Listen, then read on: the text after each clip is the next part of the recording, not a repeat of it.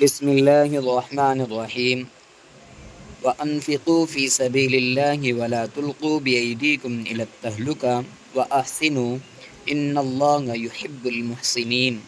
اور تم لوگ اللہ کے راستے میں خرچ کیا کرو اور اپنے آپ کو اپنے ہاتھوں تباہی میں نہ ڈالو، اور خرچ وغیرہ کو اچھی طرح کیا کرو، بے شک حق تعالی شانہ محبوب رکھتے ہیں اچھی طرح کام کرنے والوں کو۔ فائدہ: حضرت حذیفہ رضی اللہ عنہ فرماتے ہیں کہ اپنے آپ کو ہلاکت میں نہ ڈالو، یہ جو جملے کے ہیں یہ فقر کے ڈر سے اللہ کے راستے میں خرچ کا چھوڑ دینا ہے۔ حضرت عبداللہ ابن عباس رضی اللہ عنہ فرماتے ہیں کہ ہلاکت میں ڈالنا یہ نہیں کہ آدمی اللہ کے راستے میں قتل ہو جائے، بلکہ یہ کہ اللہ کے راستے میں خرچ کرنے سے رک جانا ہے۔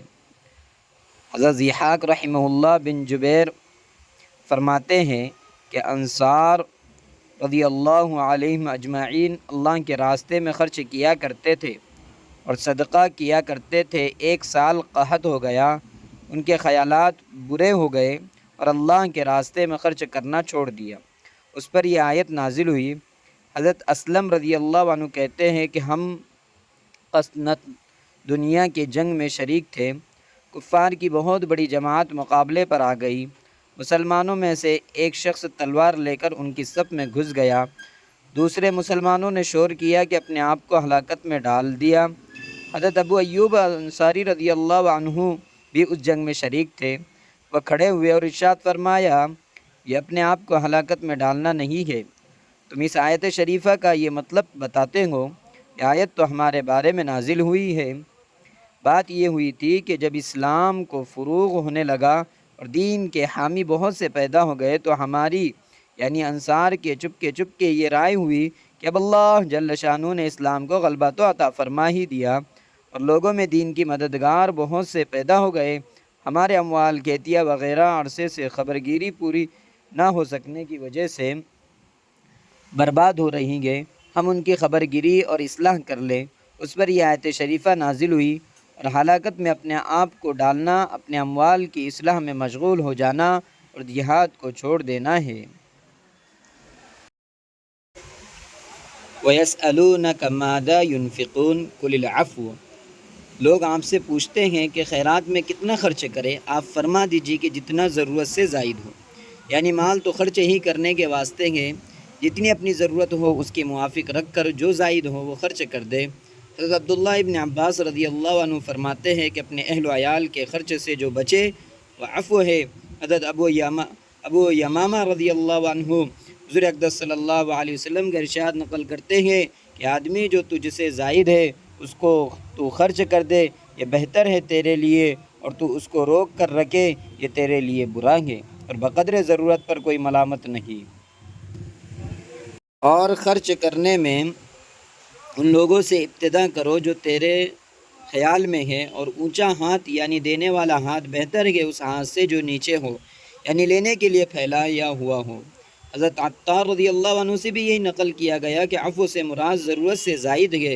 حضرت ابو سعید خدری رضی اللہ عنہ فرماتے ہیں ایک مرتبہ حضور صلی اللہ علیہ وسلم نے ارشاد فرمایا، جس کے پاس سواری زائد ہو وہ ایسے شخصوں کو سواری دے جس کے پاس سواری نہیں، اور جس کے پاس توشہ زائد ہو وہ ایسے شخص کو توشہ دے جس کے پاس توشہ نہ ہو۔ حضور صلی اللہ علیہ وسلم نے اس قدر اہتمام سے یہ بات فرمائی کہ ہمیں یہ گمان ہونے لگا کہ کسی شخص کو اپنے کسی ایسے مال میں حق ہی نہیں ہے جو اس کی ضرورت سے زائد ہو۔ اور کمال کا درجہ یہ بھی ہے کہ آدمی کی اپنی واقعی ضرورت سے زائد جو چیز ہیں وہ خرچ ہی کرنے کے واسطے ہیں، جمع کر کے رکھنے کے واسطے نہیں۔ بعض علماء نے عفو کا ترجمہ سہل کا کیا، یعنی جتنا آسانی سے خرچ کر سکے کہ اس کو خرچ کرنے سے خود پریشانی ہو کر دنیاوی تکلیف میں مبتلا نہ ہو، دوسرے حق ضائع ہونے سے آخرت کی تکلیف میں مبتلا نہ ہو، اور دوسرے کا حق ضائع ہونے سے آخرت کی تکلیف میں مبتلا نہ ہو۔ حضرت ابن عباس رضی اللہ عنہ سے نقل کیا گیا، بعض آدمی اس طرح صدقہ کرتے ہیں کہ اپنے کھانے کو بھی ان کے پاس نہ رہتا تھا، حتیٰ کہ دوسرے لوگوں کو ان پر صدقہ کرنے کی نوبت آ جاتی تھی۔ اس پر یہ آیت نازل ہوئی۔ حضرت ابو سعید خدری رضی اللہ عنہ فرماتے ہیں ایک شخص مسجد میں تشریف لائے، حضور اقدس صلی اللہ علیہ وسلم نے ان کی حالت دیکھ کر لوگوں سے کپڑا خیرات کرنے کو ارشاد فرمایا۔ بہت سے کپڑے صحاب کے پاس بہت سے کپڑے چندے میں جمع ہو گئے۔ حضور صلی اللہ علیہ وسلم نے ان میں سے 2 کپڑے ان صحاب کو عطا فرما دیے۔ اس کے بعد پھر حضور صلی اللہ علیہ وسلم نے صدقہ کرنے کی ترغیب دی اور لوگوں نے صدقے کا مال دیا، تو ان صحاب نے بھی 2 کپڑوں میں سے 1 صدقے میں دے دیا۔ تو حضور صلی اللہ علیہ وسلم نے ناراضی کا اظہار فرمایا اور ان کا کپڑا واپس فرما دیا۔